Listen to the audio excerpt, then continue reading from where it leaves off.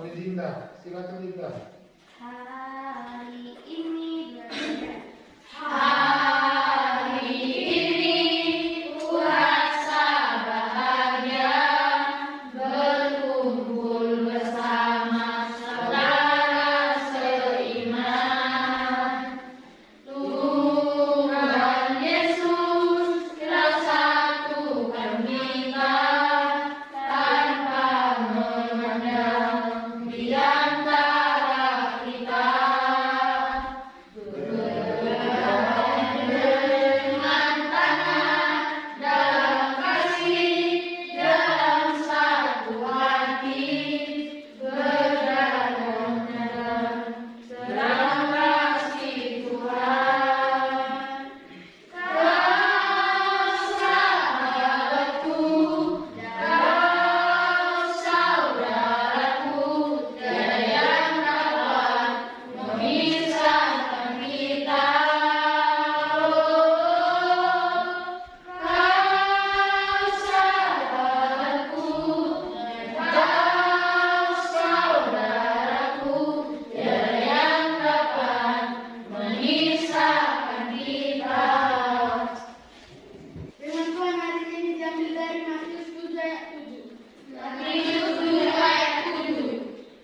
Mintalah maka akan diberikan kepadamu. Mintalah akan diberikan kepadamu, Carilah maka kamu akan mendapat. carilah maka kamu akan dapat, Ketoklah maka pintu akan dibukakan bagimu. ketoklah maka pintu akan dibukakan bagimu. Demikian firman Tuhan. Syukur pada Allah. Sangat kecil di foto. Mari kita berdoa. Terima kasih Bapak di surga, pada pagi hari ini kami masih bisa mengucap syukur di hadapan-Mu karena Engkau masih berikan kepada kami nafas kehidupan dan kesehatan, dan kami dapat menghirup udara segar yang Engkau jaga kami mulai dari malam hingga saat ini Bapak. Bapak di surga, sebentar lagi kami akan memulai pembelajaran kami, kiranya Engkau hadir di tengah-tengah kami. Apa yang akan kami sampaikan kepada anak didik kami dapat terlaksana dengan baik Bapak. Kiranya Engkau juga memberikan hikmat kebijaksanaan pada hamba-Mu dan juga kepada anak didik kami agar mereka mampu dan mengetahui atau memahami apa yang akan kami sampaikan kepada mereka Bapak. Bapak surga, kami juga berdoa buat sahabat-sahabat kami yang tidak hadir pada saat ini. Engkau menguatkan mereka kalau mereka sakit Bapak, sembuhkan mereka, berikan kekuatan obat yang mereka makan, tapi karena malas Bapak, berubah hatinya dengan Roh Kudus-Mu. Kami juga berdoa Bapak buat orang tua kami dimanapun mereka berada saat ini. Engkau yang menguatkan mereka, Engkau memberikan mereka kekuatan dalam melaksanakan segala aktivitasnya hari ini. Kami surga, pada satu hari ini kami sampaikan tubuh dan roh kami hanya dalam tangan pengasihan-Mu. Di atas segalanya Bapak, Kamu adalah orang berdosa. Kiranya Engkau hapuskan dosa-dosa kami agar kami layak menerima berkat-Mu dan kami layak menjadi anak-anak-Mu. Terpuji Engkau Bapa, di dalam nama anak-Mu Tuhan Yesus Kristus kami berdoa dan mengucap syukur. Amin. Yang biasanya tidak berapa orang satu hari? 16 orang, berarti ini ada 3 orang tidak hadir. Kemana mereka? Positif ada di sini ya. Baiklah. Jadi kita teruskan. Saat ini sebelum kita memulai harus kita siapkan dulu memberi pelajaran. Pertama diri kita ini harus kita siapkan. Kalau kita belum siap untuk menerima pembelajaran, kamu tidak akan mampu untuk menerima apa yang diberikan oleh guru kepada kamu. Jadi untuk dapat menerima pembelajaran oleh guru, yang pertama konsentrasi, ya kan? Jangan menghayal, jangan membuat gaduh, jangan mengganggu temannya, dan tidak perlu berbicara kalau tidak disuruh bicara. Ini kita ingin mempelajari tentang dosa dan pertobatan yang ada dalam bab 4 di buku materi kita, dosa dan pertobatan. Sebelum masuk ke materi kita, di bab 3 sudah disinggung tentang baptisan. Ya kan? Apa itu baptisan? Bab yang sebelumnya, yaitu kuat. menyelamkan atau mencelupkan. Menyelamkan atau mencelupkan. Jadi yang namanya baptisan itu apa dia? Apa sebenarnya arti baptisan? Baptisan adalah tanda menjadi milik Kristus. Iya, tanda menjadi milik Kristus. Sudahkah kalian ini dibaptis? Sudah atau belum? Ada yang belum dibaptis? Tidak kan? Berarti semua sudah pernah dibaptis. Dalam agama Kristen Protestan ada dua, yaitu sakramen perjamuan kudus dan sakramen baptisan kudus. Oke, sekarang kita lanjut ke dosa dan pertobatan. Dosa dan pertobatan.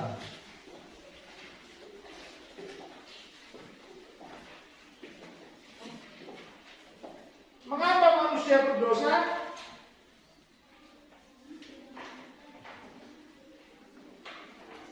Apa yang mengakibatkan manusia berdosa? Karena jelas dulu. Melawan kehendak Allah. Berapa kali yang kamu ketahui sebelum kita berjalan bahasan kita tentang dosa dan pertobatan ini? Ayo. Apalagi mengapa manusia berdosa? Tadi melawan kehendak Allah. Kita buka Alkitabnya di Kejadian 3 ayat 1 sampai 16. Kejadian 3 ayat 1 sampai 16.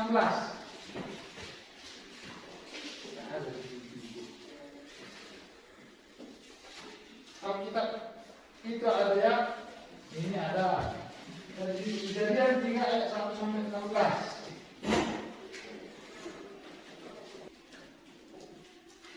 Adapun ulat ialah yang paling cerdik dari segala binatang di darat yang dijadikan oleh Tuhan Allah. Ular itu berkata kepada perempuan itu, tentulah Allah berfirman, semua pohon dalam taman ini jangan kamu makan buahnya. Bukan. Baca kita. Lanjut. Perempuan itu kepada ular itu, pohon-pohon dalam taman itu boleh kalian makan.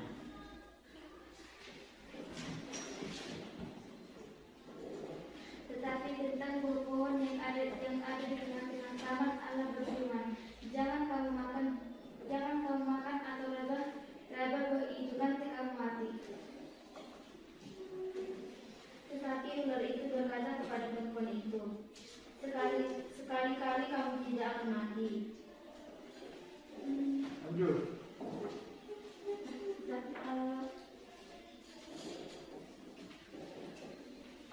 Tetapi Allah mengetahui bahwa pada waktu kamu memakannya, matamu akan terbuka.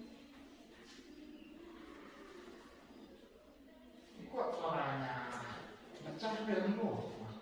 Dan kamu akan menjadi seperti Allah, tahu tentang yang baik dan yang jahat. Perempuan itu melihat bahwa pohon itu baik untuk dimakan dan sedap kelihatannya. Lagi pula pohon itu menarik hati karena memberi pengertian. Lalu ia mengambil dari buahnya dan dimakannya, dan diberikan juga kepada suaminya yang bersama-sama dengan dia, dan suaminya pun memakannya. Maka terbukalah mata mereka. Mereka berdua dan mereka tahu bahwa mereka telanjang. Lalu mereka ketika mereka mendengar bunyi langkah Tuhan Allah yang berjalan-jalan dalam taman itu, pada waktu hari sejuk bersembunyilah manusia dan istrinya itu berharap Tuhan Allah dan tahu pohon-pohon dalam taman. Ayat 9. Tetapi Tuhan Allah memanggil manusia itu dan berfirman kepadanya, di manakah engkau?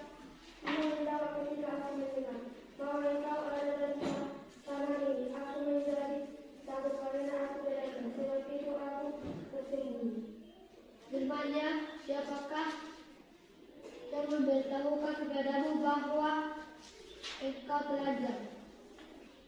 Apakah engkau makan dari buah pohon yang kurang engkau makan itu? Manusia itu menjawab, perempuan yang kau tempatkan di sisimu, dialah yang memberi dari buah pohon itu. Dialah yang memberi dari buah pohon itu kepadaku, maka aku makan. Kemudian berfirmanlah Tuhan Allah kepada perempuan itu, apakah yang telah kau perbuat? Jawab perempuan itu, ular itu yang memberdayakan aku, maka aku makan. Lalu berfirmanlah Tuhan Allah kepada ular itu, karena engkau berbuat demikian, terkubur engkau bersama segala ternak dan di antara segala binatang hutan.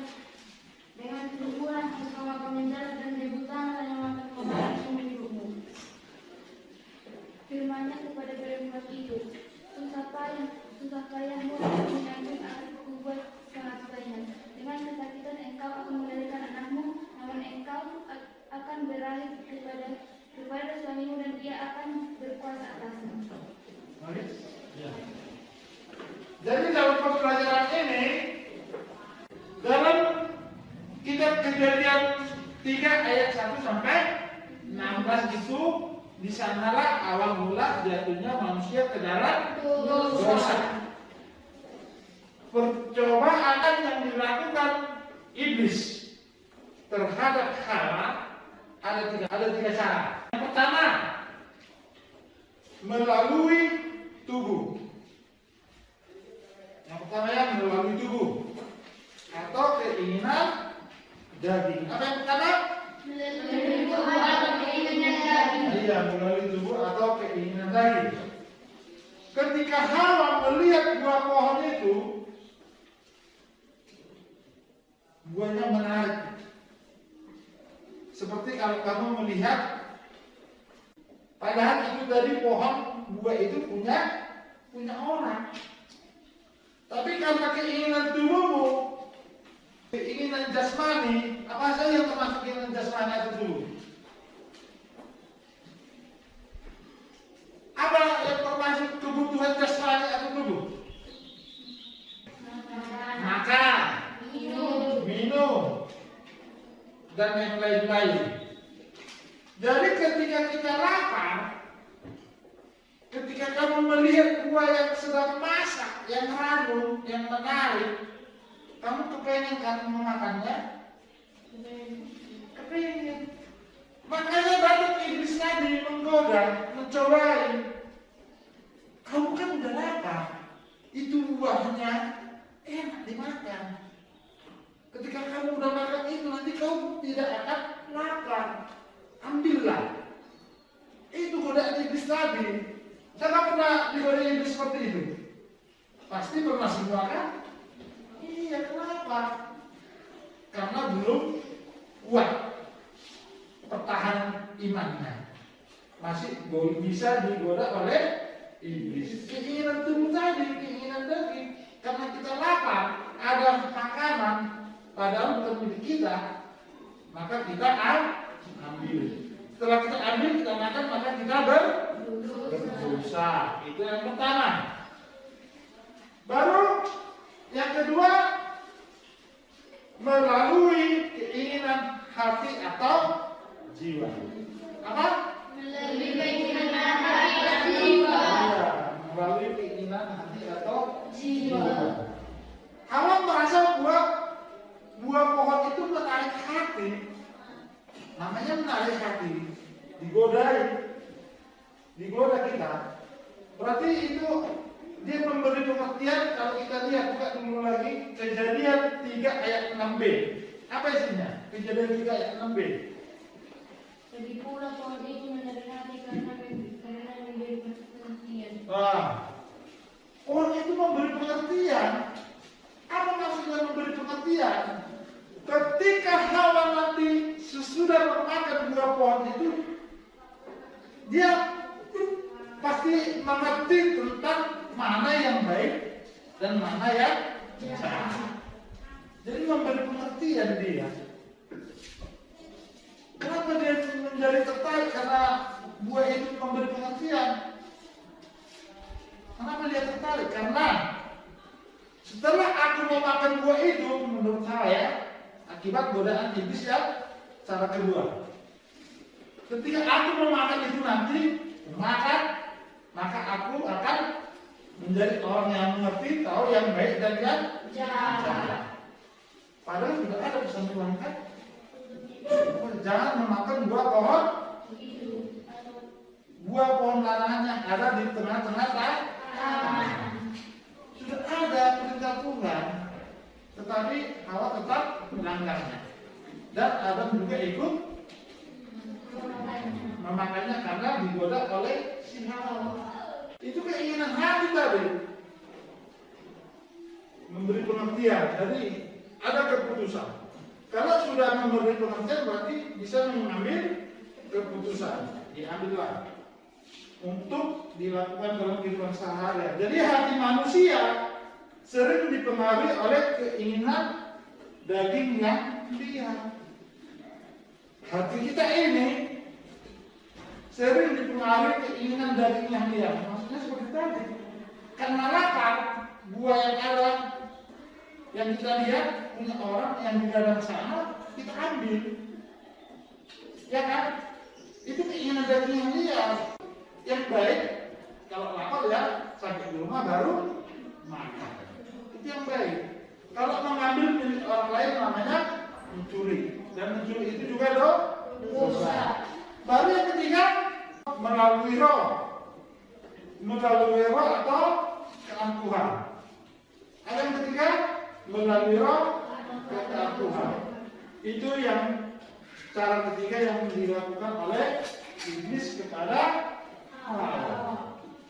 Jadi dengan rohnya Adam dan Hawa tadi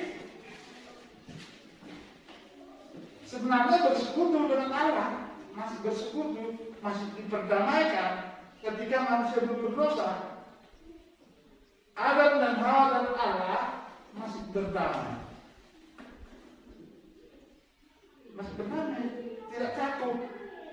Tetapi ketika mereka sudah memakan buah pohon larangan tadi, maka matanya jadi terbuka, membedakan yang baik dan yang jahat.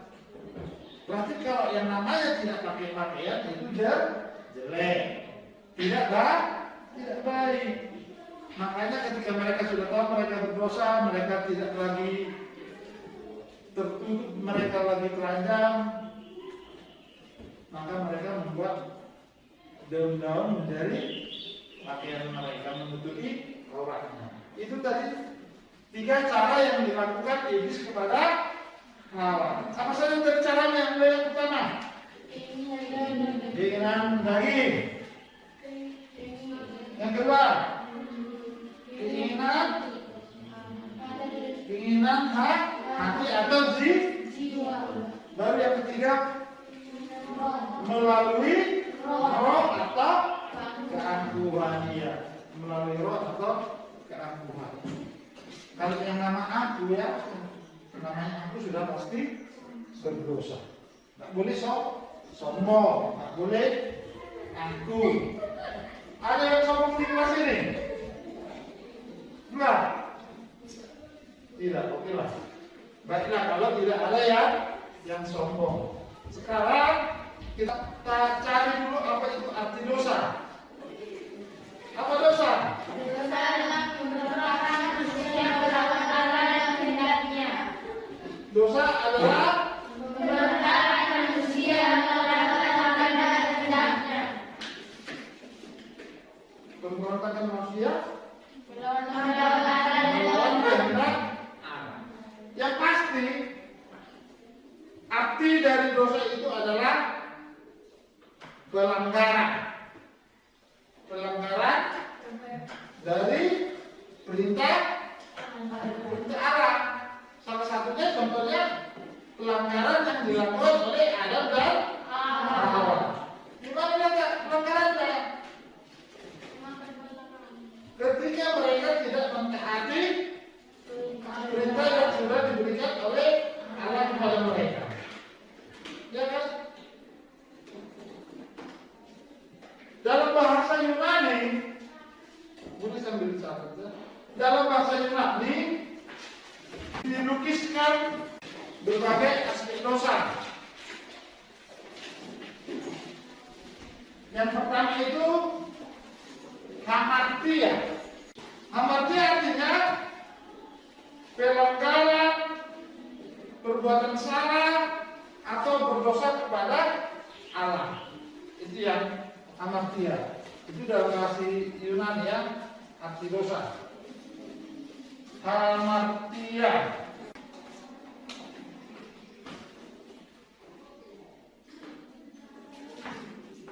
Hamartia, pelanggaran.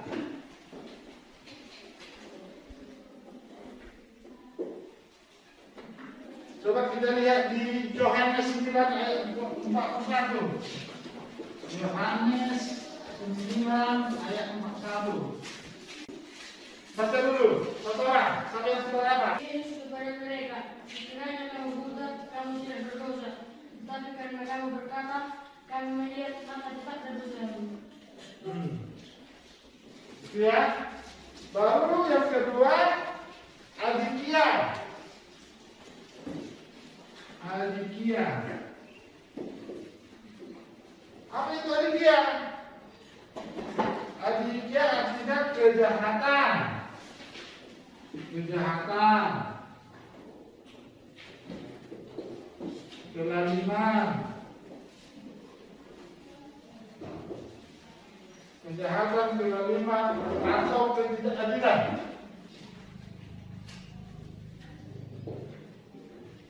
Ketidakadilan. Ini dapat kita lihat di Roma 1 ayat 18, 1 Yohanes 15 ayat 17, 5 ya, 1 Yohanes 5 ayat 17. Itu adikia.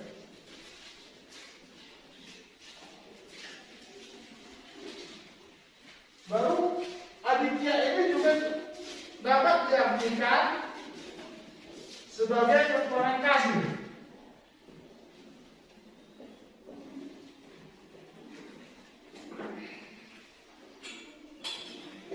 Kekurangan kasih karena semua pelanggaran. Karena semua pelanggaran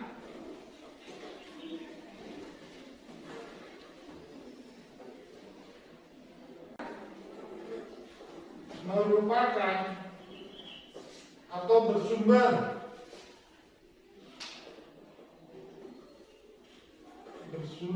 dari kegagalan.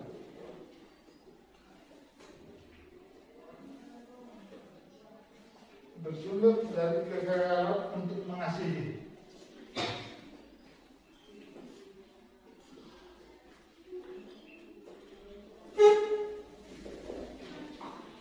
Nah, ini dapat kita lihat di Matius 22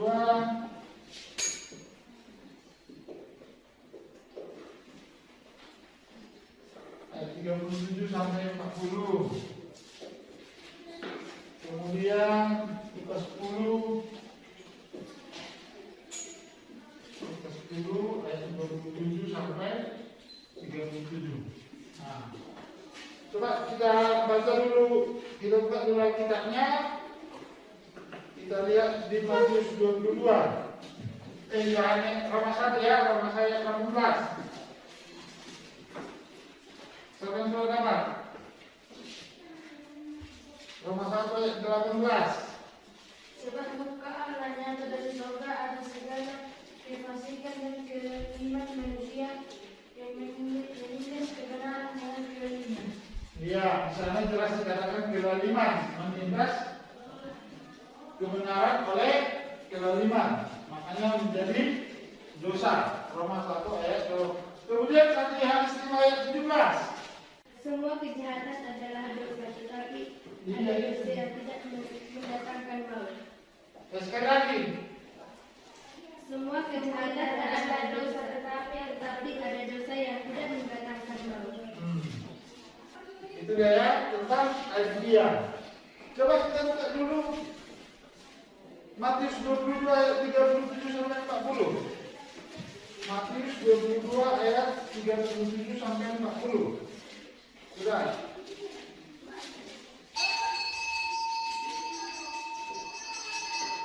Roma 3 ayat 3. Ada dosa terbesar. Apa dosa terbesar? Siapa tahu apa dosa terbesar? Dosa terbesar adalah ketika manusia itu tidak percaya kepada Yesus Kristus. Itulah dosa terbesar. Paham? Dosa terbesar adalah tidak percaya kepada Yesus Kristus. Yang kedua, ada dosa yang tidak bisa diampuni. Apa itu dosa yang tidak bisa diampuni? Tahu? Tidak. Nggak pernah dengar? Tidak ya. Dosa yang tidak bisa diampuni adalah ketika manusia itu menghujat Roh Kudus. Hubungan kita dengan segala penghakiman dan pengampunan itu adalah milik Allah semata, milik Tuhan Yesus. Jadi kita tidak bisa untuk menghakimi orang lain. Penghakiman yang sempurna itu ada pada Tuhan Yesus, karena dialah hakim di dunia dan di akhirat, masa sekarang dan masa yang akan datang. Maka kita manusia yang berdosa itu harus bertobat. Ya, apa itu bertobat? Berbalik secara tetangga yang mengatakan Allah kehendak Allah. Bertobat itu berarti kita tidak akan melakukan kesalahan yang sama lagi dan tidak akan mengulanginya. Ya, kalau bahasa Bataknya jorak, ya kan? Tidak akan mengulanginya lagi dan dia akan membuat yang lebih baik. Itu yang bertobat. Ketika kamu sudah bertobat, apa yang kamu lakukan?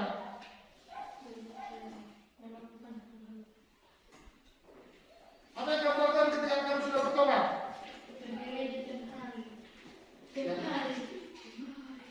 Pergi beribadah, mengucap syukur, berdoa, membaca firman. Itu kalau orang yang benar-benar sudah bertobat, berbalik dari perbuatan lama kepada perbuatan yang baru. Itu bertobat. Jadi kalau kita sudah melakukan kesalahan, kalau kita sudah melakukan dosa, jangan kita ulang lagi. Jangan kita perbuat lagi. Kalau ada orang yang bersalah kepada kita maafkan. Tapi jangan kita putuskan hubungan kita dengan orang itu. Harus tetap kita jalin hubungan yang baik. Ketika kamu memaafkan orang lain yang bersalah kepadamu, tetapi kamu menjadi tidak suka kepada dia, itu namanya bukan mengampuni. Jadi untuk menutup pembelajaran kita, siapa? Apa lagu kita hari ini? Sayang, sayang, disayang, aku disayang Tuhan. Tahu? Tahu, Pak. Coba kalau nyanyikan sayang, sayang, satu dua tiga ya. Sayang, sayang, disayang, aku disayang Tuhan, aku diangkat dari anaknya, aku disayang Tuhan. Glory, glory, glory, haleluya, glory, glory, puji Tuhan. Glory, glory, glory, haleluya, glory, glory, puji Tuhan. Mari kita berdoa. Terima kasih Bapak Surga, kami telah selesai melaksanakan pembelajaran pada saat ini Bapak. Kiranya Engkau tanamkan pembelajaran yang kami terima pada hari ini agar berguna bagi kehidupan kami, biar kami dapat menunjukkannya dalam kehidupan kami sehari-hari. Bapa di surga, ampunkan dosa kami agar kami layak menyerahkan berkat-Mu terpuji Engkau Bapa, dalam nama Tuhan Yesus Kristus kami berdoa dan mengucap syukur. Amin.